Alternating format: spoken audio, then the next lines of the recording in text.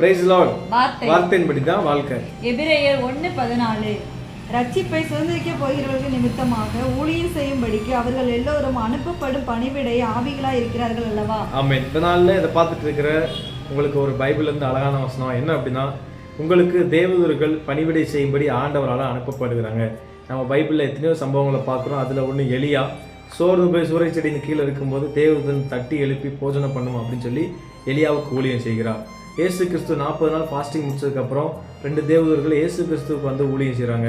பேதுரு சிறைச்சாலையில் இருக்கும் பொழுது பேதுருவை சிறைச்சாலையிலிருந்து விடுவிக்க தேவதூர்கள் பேதுருக்கு ஊழியம் செய்கிறாங்க பாருங்கள். அதே போல் தேவதூர்கள் நமக்கும் ஊழியம் செய்ய அவங்களால முடியும். ரட்சிப்பை சுதந்திரிக்கிறவருடைய ஆவியை பெற்றிருந்தாங்க இவங்க எல்லாரும். அதே போல் நம்மளும் இனி வர்ற காலத்தில் ரட்சிப்பை என்ன பண்ணுவோம்னா சுதந்திரித்து கொள்ளுவோம்.